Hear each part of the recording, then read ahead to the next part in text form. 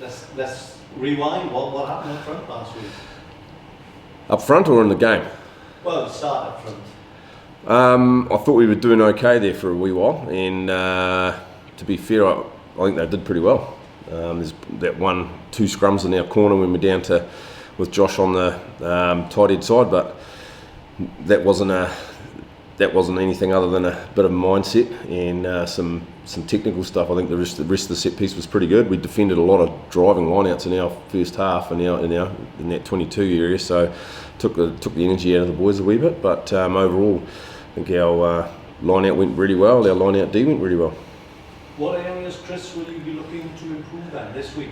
Well, not making so many silly mistakes and silly penalties is probably a good start. And I think again, just making sure that we respect possession, we hold on to the ball, and we can play our game on them. We didn't do that in the first half, and it was very costly. I think you look at the second half, we did do a lot more of that, scored 3 tries. So, again, we took some valuable lessons out of that game, and again, it's just got to see if we can get that learning into this week.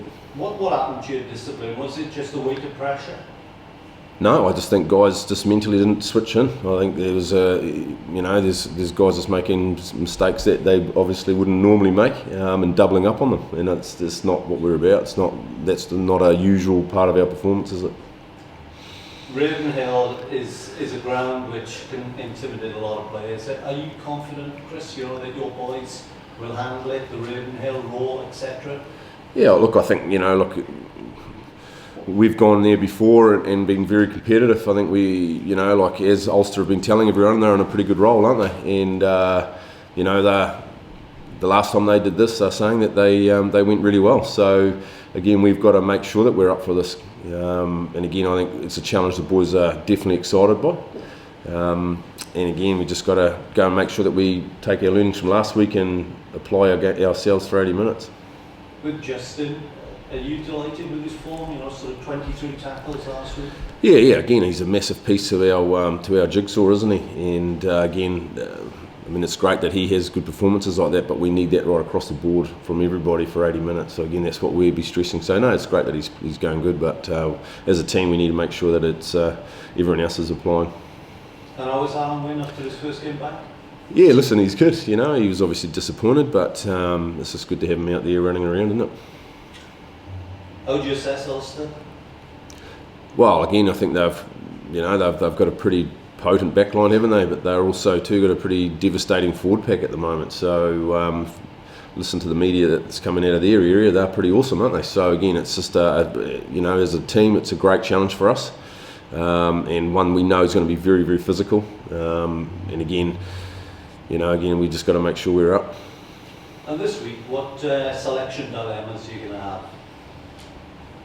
Well, again, I think at the end of the day, when you perform or don't perform for 40 minutes, I think that definitely brings selection into the thing. But again, it's everybody. We've got depth in the squad, haven't we? So again, it's just making sure that everyone gets is competitive, and we'll just look at each performance as it is. We've run a really tough games, obviously last week and this week, and then the Blues as well before going into Europe. What's the approach to selection in terms of resting players, your national contract players?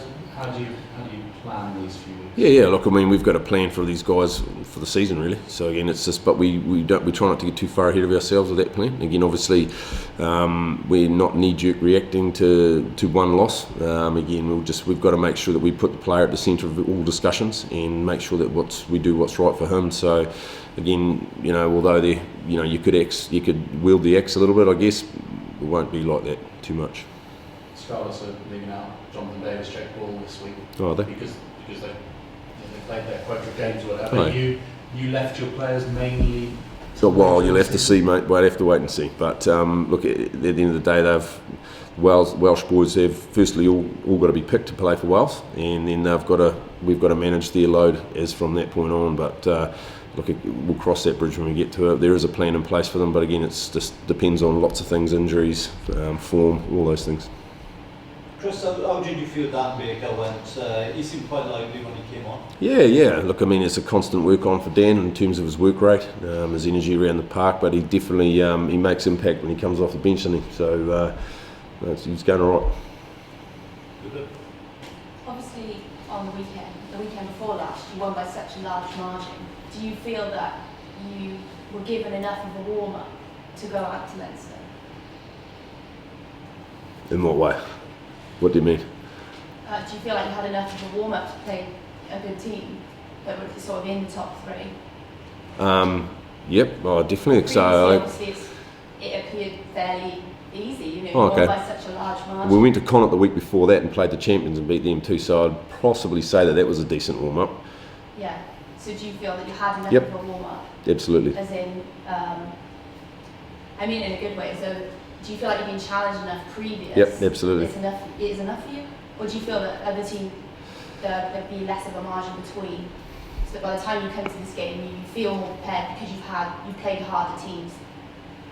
God, I don't think that you should be writing the Zebs and Treviso now as the teams off. They're hugely physical teams, and although the scoreline doesn't represent that, they were big challenges for us physically, and it took a lot out of the boys. Going to Connacht, playing out in Galway against the champions, yep, although they may not have all of their people back, you've still got to get up and beat those teams, and it takes a lot of energy out of you.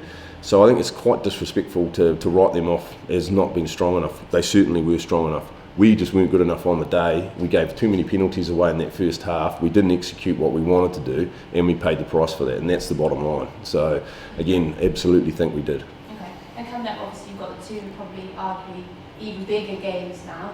Do you feel prepared for those? Yep. Again, Ulster's a huge game for us, and as is the Blues. We've got to make sure we do a job out in Ravenhill first, and we aren't looking beyond that. Do you feel you're playing one of the favourites, or perhaps the favourites of this league this season? Yeah, all signs are showing, aren't they? They're on form. So yeah, look, I mean, they're one of the top teams. So yep, they're looking pretty good.